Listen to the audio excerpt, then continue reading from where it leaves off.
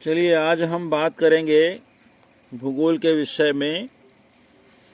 मानव संसाधन का अध्याय है जनसंख्या संगठन। ठीक है, जनसंख्या संगठन मतलब जनसंख्या का आधार उनके कार्य के द्वारा पहचाना जा सकता है।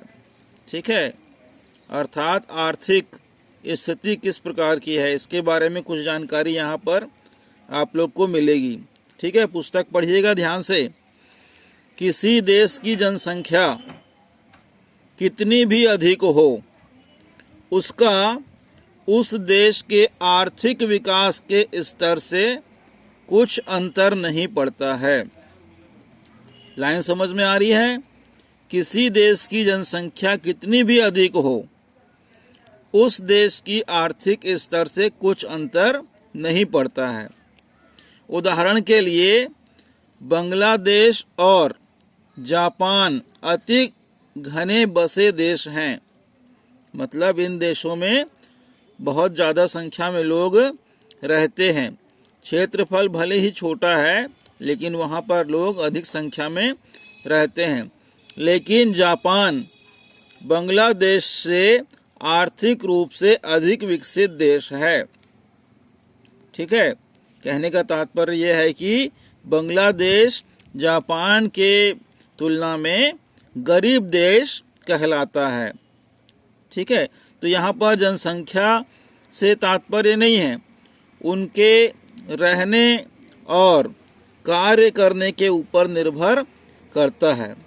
ठीक है, एक संसाधन के रूप में लोगों की भूमिका समझने के लिए हमें उनके गुणों के बारे में जानने की आवश्यकता होती है। लोग अपनी आयु, लिंग, साक्षरता का स्तर, स्वास्थ्य सेवाओं या दशाओं, व्यवसाय और आय के स्तर पर एक दूसरे से भिन्न होते हैं। मतलब एक दूसरे से अलग होते हैं। लोगों की इन विशेषताओं के बारे में जानना आवश्यक है। ठीक है, जनसंख्या संगठन जनसंख्या की संरचना को दर्शाता है। ठीक है, जनसंख्या संगठन मतलब उनके कार्य करने के तरीके को जनसंख्या की संरचना को दर्शाता है या दिखाता है। ठीक है, आइए हम कुछ बात करते हैं। यहाँ पर कुछ लोगों को चित्रों के माध्यम से, कार्टून के माध्यम से दिखलाया गया है, बताया गया है कि कौन व्यक्ति किस प्रकार के कार्य करता है। ठीक है, यहाँ पर देखिएगा, सोचें, प्रत्येक व्यक्ति समाज के लिए एक संभाव्य संसाधन है। मानव संसाधन के रूप में आपका क्या योगदान है? कहने का तात्पर्य यह है कि आप अपने देश के लिए, अपने परिवार के लिए, अपने समाज के लिए महत्वपूर्ण व्यक्ति हैं। बशर्ते आप किस प्रकार के कार्य करते हैं, किस प्रकार का योगदान, किस प्रकार का सहयोग आपका अपने परिवार के लिए या समाज के लिए या देश के लिए होता है, वो उस पर निर्भर करता है। उसी के अनुसार ही हमारा देश गरीब या अमीर कहलाता है या विकसित या विकासशील देश कहलाता है। यहाँ पर एक महिला है, देखिए क्या बोल रही है कि मैं अपने पोते पोतियों को कहानी सुनाती हूँ। ठीक है, और यहाँ पर एक व्यक्ति बोलता है मैं सेतु बनाता हूँ, अर्थात पुल बनाता हूँ।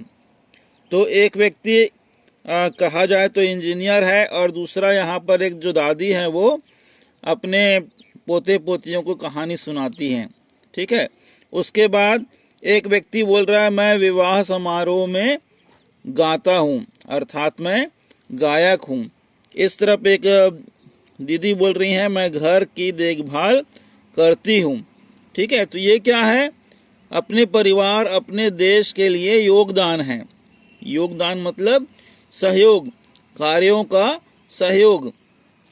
ठीक है, इसलिए हमें कुछ न कुछ अच्छे कार्य करने चाहिए। मैं कैंसर उपचार की औषधि के लिए शोध कर रही हूँ। एक दीदी क्या बोल रही हैं कि मैं कैंसर के उपचार के लिए, मतलब कैंसर के इलाज के लिए कुछ दवाइयाँ बनाने के लिए शोध कर रही हूँ, रिसर्च कर रही हूँ, ताकि मुझे कैंसर से लड़ने के लिए कोई दवाई मैं बना सकूं। ठीक है। उसी प्रकार से एक किसान बोलता है कि मैं किसान हूं, खेती किसानी करता हूं। तो ये जो चित्र के माध्यम से बताया गया है कि कोई न कोई व्यक्ति किसी न किसी प्रकार के कार्य को करता है, अर्थात वो खाली नहीं है और खाली रहना भी नहीं चाहिए। ठीक है। तो हम किसी न किसी प्रकार से अपने परिवार, अपने समाज, अपने देश के लिए कुछ कर जाने के लिए महत्वपूर्ण व्यक्ति हैं। हमें अपना महत्व को समझना चाहिए। हम किसी न किसी प्रकार से अपने देश का सहयोग करते हैं। एक जानकारी आपको और देना चाहूँगा जीवन प्रत्याशा के रूप में, है ना। जीवन प्रत्याशा क्या है? ठीक है। कहने का तात्पर्य है कि जीवन को जीने की अधिक से अधिक इच्छा, उसे जीवन प्रत्याशा भी कहते हैं। और साधारण भाषा में हम इसे कह सकते हैं लोगों की औसत आयु। ठीक है। औसत मतलब किसी न किसी प्रकार से व्यक्ति इतनी उम्र में औसत के अनुसार जीने की इच्छा रखता है। तो यहाँ पर शब्दावली दिया है, देखेंगे पेज क्रमांक 69 में। जीवन प्रत्याशा क्या होती है? यह उन वर्षों की संख्या है जिसमें औसत व्यक्ति के जीवित रहने की आशा की जा सकती है। ठीक है। जीवन प्रत्याशा मतलब होता है यह उन वर्षों की संख्या है जिसमें औसत व्यक्ति के जीवित रहने की आशा की जा सकती है। कहने का तात्पर्य यह है कि अगर हम औसत निकालें तो हमारे देश में लोगों की जीवन प्रत्याशा अभी वर्तमान की बात करें तो 65 और 70 के बीच में रह गई है। 65 और 70 के बीच में रह गई है। पहले क्या होता था, हम लोगों का खान पान बहुत अच्छा होता था। हमारे दादाजी, पिताजी या उनके पिताजी, लगभग सभी लोग 90 से 100 वर्ष तक जीवित रह जाते थे दुनिया में, है ना, बिना किसी व्यवधान के, बिना किसी स्वास्थ्य से संबंधित दिक्कत के। लेकिन अब क्या हो गया है, हमारा खान पान जरा सा असंतुलित हो गया है या बिगड़ गया है, जिससे कई लोग बीमारियों से ग्रसित होते हुए अपना जीवन जीने का जो वर्ष की संख्या है वो लगातार कम होते जा रही है। तो पहले यह अगर 20 वर्षों पहले की बात करें तो ये 80 वर्ष की थी, लेकिन अब जीवन प्रत्याशा धीरे धीरे नीचे आती हुई कितनी हो गई है, 65 और 70 के बीच में आ गई है।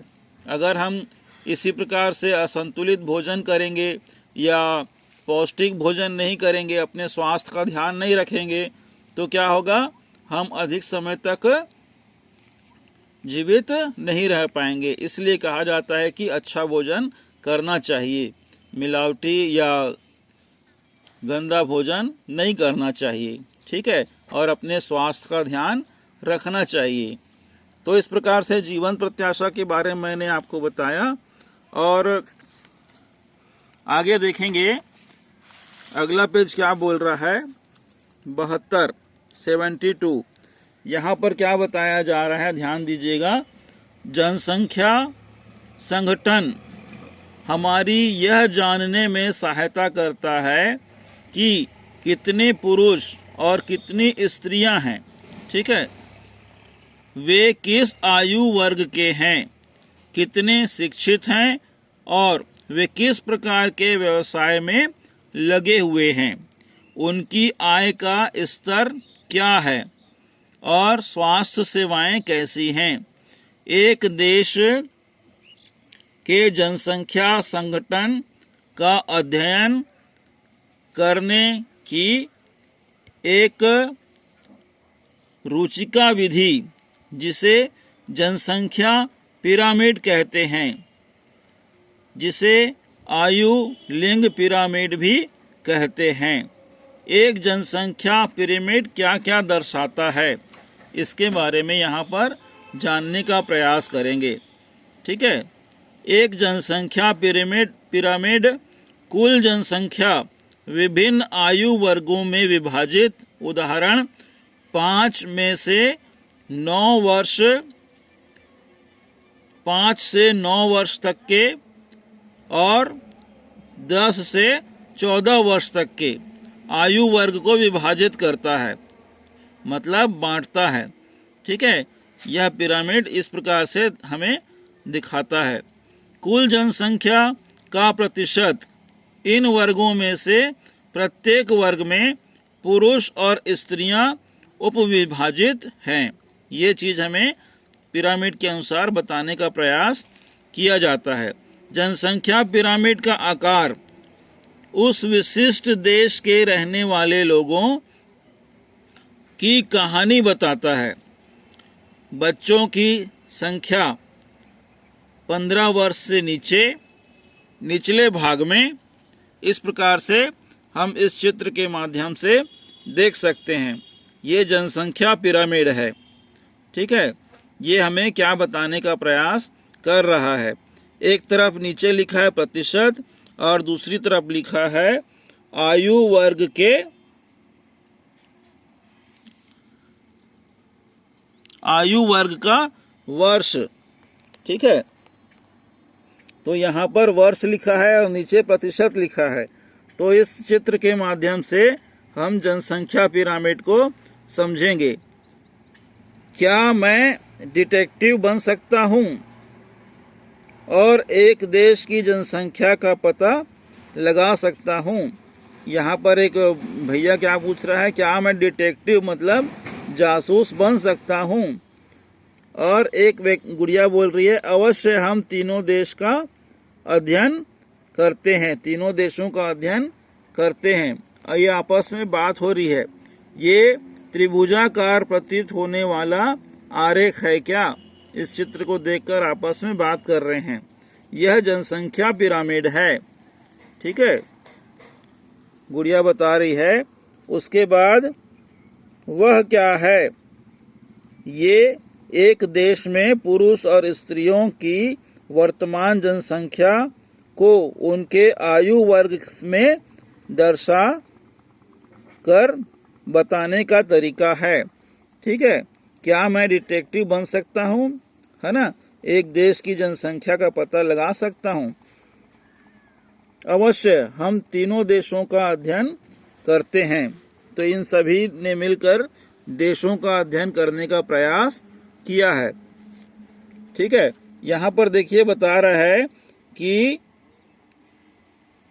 10 से 14 वर्ष तक के बच्चे, ठीक है, नीचे, और बीच में बता रहा है 14 से ऊपर लेकिन 54 से नीचे कितना प्रतिशत है, ये इसके बारे में बता रहे हैं चित्र के माध्यम से। उसके बाद स्त्री और पुरुषों की जनसंख्या के बारे में बता रहा है कि कितना प्रतिशत है।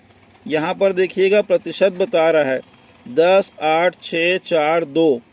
ठीक है, फिर 2, 4, 6, 8, 10। ये स्त्रियों और पुरुषों की जनसंख्या को बताने का प्रयास कर रहा है आयु के माध्यम से। ठीक है, तो आज के लिए इतना ही। आगे और पढ़ाई करते हुए आपको बताएंगे। ठीक है, यहाँ से जनसंख्या पिरामिड का आकार उस विशिष्ट देश में रहने वाले लोगों की कहानी बताता है। बच्चों की संख्या 15 वर्ष से निचले भाग को इसमें दिखाया गया है। ठीक है, चित्र क्रमांक 6.6 में, और यह जन्म के स्तर को दर्शाती है। ऊपर का आकार वृद्ध लोगों का है, अर्थात 65 वर्ष से अधिक की जनसंख्या को दर्शाता है और मृतकों की संख्या को दर्शाता है। ठीक है, तो आज के लिए इतना ही।